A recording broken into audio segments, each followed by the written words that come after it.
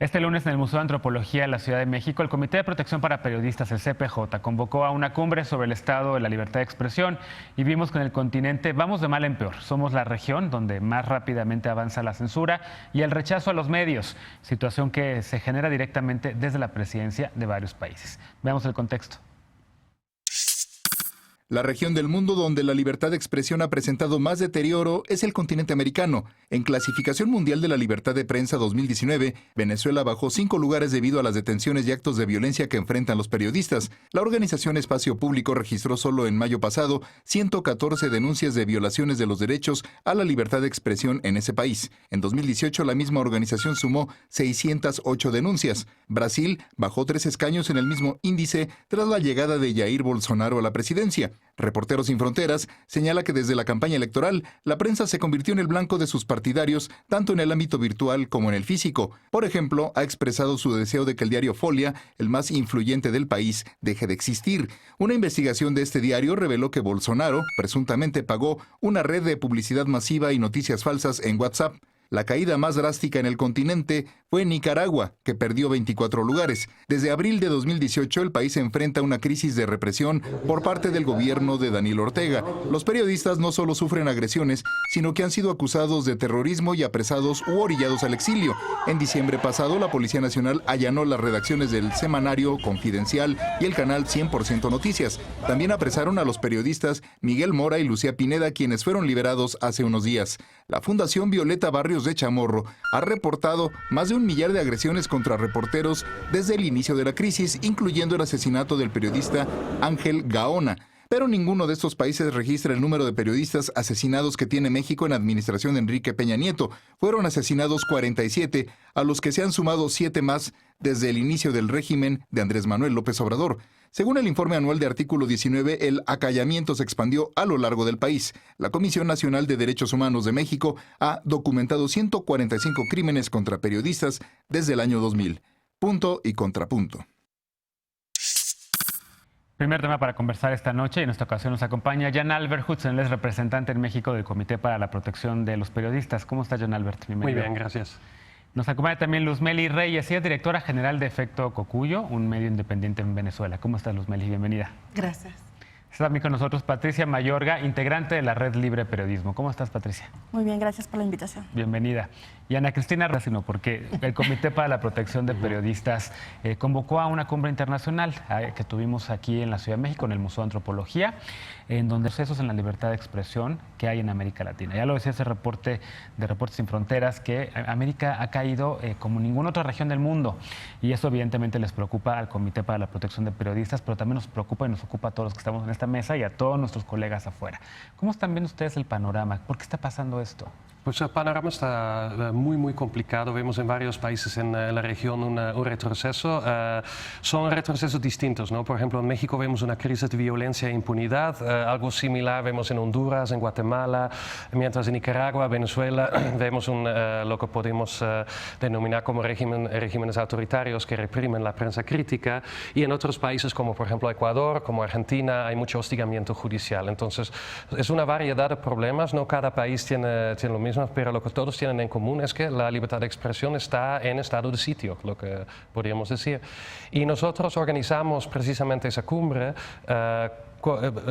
primeramente porque México cuenta con un nuevo contexto político donde nosotros creemos que es un muy buen momento para platicar de la libertad de expresión, precisamente para abogar nuevas políticas públicas, pero también queríamos darle un poquito de vista para afuera, ¿no? Porque México no es el único país en la región que sufre ese retroceso. Claro, y como digo, la conferencia fue esta semana, digamos como conclusiones, como una especie, si hacemos una evaluación de la cumbre, ¿con qué te quedas? ¿Qué fue lo importante que se habló y qué fue lo importante que allí se comprometieron las autoridades a algo? Compromiso como tal no había y de hecho yo creo que la conclusión más importante es que el ámbito es bastante complejo y que tenemos muchísimo por debatir y por platicar. Algo positivo que yo sí quería rescatar es que sí hay una posibilidad de diálogo, por ejemplo con el gobierno mexicano de Andrés Manuel López Obrador, pero que son cuestiones que tenemos que seguir debatiendo y empujando porque el empuje tiene que venir desde la sociedad civil y desde los periodistas mismos, porque porque los diferentes gobiernos en América Latina, incluyendo aquí en México, ahí no veo un impulso para un mejoramiento de la situación de libertad de expresión en este momento. Luz Melita, estuviste en esta cumbre hablando sobre la experiencia en Venezuela, lo difícil que es para las periodistas como tú tener un medio crítico, crear audiencias y por supuesto ejercer su labor ante un Estado que las acosa, que las intimida, que no las deja hacer su trabajo. Sí, ese es un buen resumen de lo que pasa en Venezuela y sin embargo quisiera rescatar el hecho de que pese a todo este ambiente hostil en el que nos desenvolvemos los periodistas independientes y pese al cierre de los medios, que prácticamente ya no existen periódicos en Venezuela, las redacciones independientes tampoco existen, hay muchos periodistas que estamos comprometidos con el ejercicio de nuestro oficio y hemos creado medios, en el caso de nosotros con Efecto Cocuyo, en otros casos periodistas, Armando.info, que también es el mejor, diría yo, portal de investigación de Venezuela, y así varios periodistas estamos no solamente creando medios, sino también teniendo mucho espacio y mucha incidencia en las líneas editoriales de los medios digitales emergentes. O sea, claroscuros, ¿no? Con este enfoque, con esta represión, con esta intimidación, de repente surgen estos nichos de libertad, estos nichos de poder ejercer el trabajo periodístico como Efecto Cocuyo. Digamos que no todo está perdido a pesar de la adversidad. Bueno, no todo está perdido, pero sí es necesario siempre denunciar y explicar lo que sucede en Venezuela, porque el desmontaje del sistema de medios libres en Venezuela se ha tardado aproximadamente 20 años y es algo que puede ser replicable en cualquier país. No necesitas tener un régimen autoritario ni siquiera. Puedes decir que eres un régimen democrático, eres un sistema democrático y sin embargo puedes desmontar un sistema de medios libres e independientes. Y ahora nosotros vivimos en Venezuela cuando el gobierno se dio cuenta de que esa ventana, ese espacio de libertad que era el mundo digital, había sido tomado por los periodistas, empezó una nueva dinámica de bloqueos específicos a páginas a través de las URLs, pero además también de las redes sociales, que fue el espacio de, digamos, de comunicación política, por cierto, en el que se fue refugiando la gente en Venezuela. Ana Cristina, tu organización Artículo 19 ha evaluado los retrocesos y los avances en la libertad de expresión en los últimos años. ¿Por qué estamos viendo estos retrocesos en América Latina? Ya decía Jan Albert, situaciones distintas, ¿no? Violencia, tal vez intimidación de los cárteles de la droga en México, en Centroamérica, pero violencia también por parte de autoridades estatales, funcionarios que no quieren que se estudie la corrupción en algunas ciudades o en algunas provincias también a nivel micro, las favelas en Brasil también con toda la violencia que hay ahí adentro de repente y la policía que no permite que hagan los activistas su labor de defensa de derechos humanos, pero tampoco los periodistas. ¿Qué está pasando? Bueno, yo creo que es importante tomar en cuenta que ante el crecimiento o la proliferación de regímenes autocráticos en los cuales se centra todo alrededor de una persona, la libertad de expresión y la libertad de información son grandes enemigos de las políticas unipersonales. La libertad de expresión y la libertad de información en el mundo, incluso en los países más poderosos hoy, es un elemento que puede ser visto como aquel derecho que se ejerce y que va en contra del desarrollo, de la seguridad nacional, incluso de los valores patrios. Lo que estamos viendo de manera constante es un discurso, una narrativa de los estados en los que se habla de que hablar sobre la verdad, de que contar la verdad desde el periodismo es justo ir en contra de la posibilidad de crecimiento de un país y de la posibilidad de alcanzar una meta. Y eso es algo bastante preocupante, tomando en cuenta que en nuestra región, pues los costos que tiene la censura son demasiado altos. Tenemos un país, por ejemplo, en el caso de México, en el que han asesinado a más de 125 periodistas desde el 2000 y en el que muchísimas voces han decidido censurarse derivado de esos asesinatos. Censurarse, que ya no cubrir historias del crimen organizado. El mensaje, cuando matas a un periodista, el asesinato del periodista se convierte en el mensaje, no en lo que el periodista quería contar. Y el mensaje es de silencio. Y esto es algo que todas y todos tenemos que tener claro. Por eso es tan importante hablar de los asesinatos a periodistas, de la censura, porque están afectando directamente nuestra posibilidad como ciudadanos de participar en el espacio cívico. Los periodistas son quienes nos acercan la información para tomar mejores decisiones.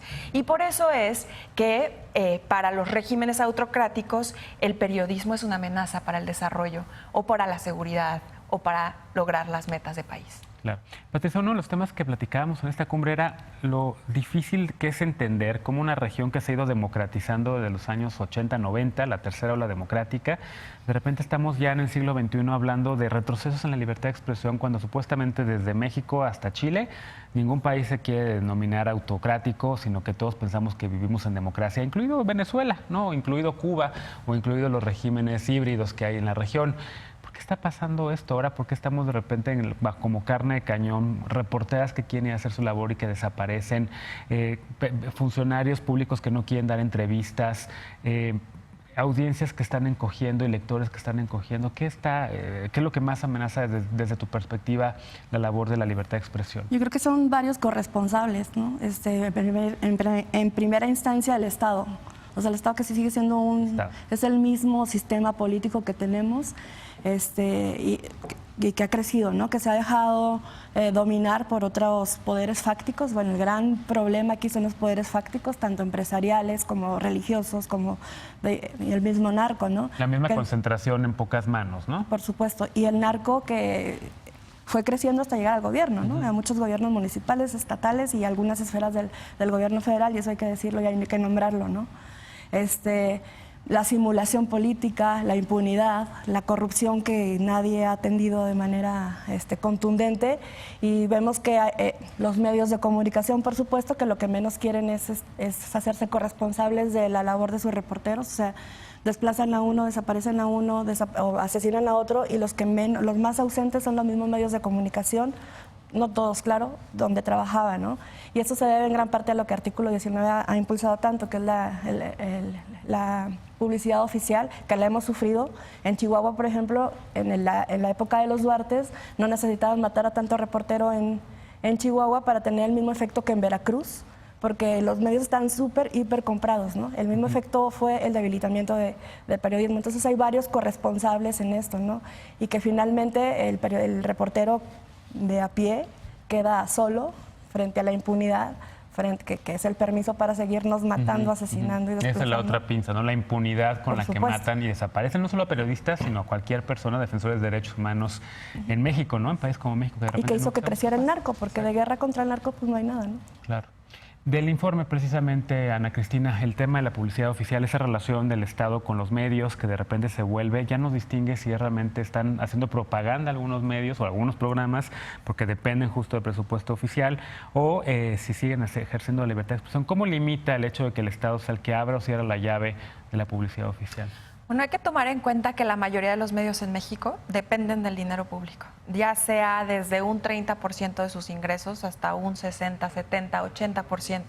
Es decir, aun cuando te retiren el 30% de tus ingresos es un monto importante, es gran parte de tu operación, y en esa medida nadie muerde la mano que le da de comer. La publicidad oficial busca controlar las narrativas, busca contar las verdades. No les pago para que me peguen, ¿no? Efectivamente. Sí, y esto es un mecanismo que ha utilizado los gobiernos de todos los partidos y en todos los niveles de gobierno en la historia de México. Es una forma de gobernar, es una forma autoritaria de gobernar porque controlas la narrativa, generas una narrativa adversa a tus disidentes y beneficiosa o proselitista para las figuras públicas. Desgraciadamente tuvimos oportunidades diversas para regular la publicidad oficial desde el 2007 con la reforma al artículo 134 constitucional, después a través de un amparo que ganamos desde artículo 19 para que se regulara, pero hasta hoy no existe ninguna intención para que realmente haya reglas claras, objetivas y transparentes para regular la publicidad. Y lo que genera esto son sesgos informativos, ¿no? Yo siempre he dicho, ahora que se habla tanto de las campañas de desinformación, de las noticias falsas, que el mayor promotor de las noticias falsas en México siempre ha sido el gobierno, porque lo que nos han vendido todo el tiempo en Estados Unidos también, ¿eh? ¿No? Pero tiene que ver con el dinero público y el sistema económico que permea dentro de los medios de comunicación y que finalmente lo que genera es un círculo vicioso. Y yo le digo el crimen perfecto porque al momento en el que tú dependes del dinero público, matan a uno de tus periodistas, entonces tú no puedes decir nada sobre el periodista porque entonces te quitan el dinero público del que está. Entonces te conviertes en el medio de comunicación en quien criminaliza, en quien estigmatiza, en quien genera un divorcio entre la sociedad y la prensa. Tal como lo menciona Patti, El problema más grande es que al final los periodistas se encuentran en un ambiente bajo fuego, en una situación crítica, en la que la sociedad no reconoce su posición porque también una narrativa muy eficiente desde el Estado ha sido criminalizarlos o ha sido estigmatizarlos. Claro. Y ese diagnóstico, estas observaciones también son frecuentes en otras partes del mundo. Digo, pregunto para hablar un poco más a nivel global, ¿cómo está en Europa la relación también de la publicidad oficial con los medios? ¿Hay o no publicidad oficial? ¿Solamente esto es como algo excepcional de América Latina? Bueno, yo soy de los Países Bajos y allá la relación es como muy bien marcada, ¿no? O sea, hay publicidad oficial, pero es muy poquita y está tan regulado de que en realidad los periódicos no dependen de esto. Yeah. En muchos otros países igual es la misma situación. Los periódicos, las televisoras tienen un espacio para publicidad oficial y lo anuncian como tal y es muy poquito. Sin embargo, los medios en Europa igual tienen los mismos problemas económicos, ¿no? Que tienen los medios acá en México, en Estados Unidos, y hay un gran retroceso en el apoyo para los medios públicos. Y los medios públicos en Holanda, por ejemplo, han sufrido recortes presupuestales durante años y, contrario a México, los medios públicos en Holanda han sido de los medios más importantes para proveer información. Entonces la situación es... Y también en el resto de Europa, ¿no? La BBC, por ejemplo, ¿no? Sí, igual, o sea, la BBC, pero también pasa en Alemania, pasa en Bélgica, o sea, en realidad cualquier país en Europa, porque gobiernos derechistas que ahorita están dominando en muchas partes de Europa la ideología política, a ellos no les gustan los medios públicos porque están estigmatizados como medios de la izquierda, entonces están recortando y recortando y recortando. Entonces es otra problemática muy distinta a la de México. Claro. Déjenme hacer una pausa porque nos va el tiempo de esto. Quiero regresar para que hablemos sobre qué se puede hacer, sobre todo ante el tema de la impunidad, la desaparición, los crímenes que ha habido en la región, si funcionan o no estos mecanismos de protección para periodistas, cómo se podrían mejorar. El hecho también de, bueno, el balance que ahorita hacemos es la violencia del narco, es el control de los medios en muy pocas manos, son las autoridades que censuran, son los regímenes híbridos o autoritarios como Venezuela los que ponen a la libertad de expresión en América Latina y en América también por la llegada de Trump en retrocesos. Regresamos entonces con el tema de los mecanismos de protección a periodistas que son pocos, ineficientes y con muy pocos recursos. Entonces, ¿para qué sirven o cuál debería ser su función? Regresamos a Punto y Contrapunto.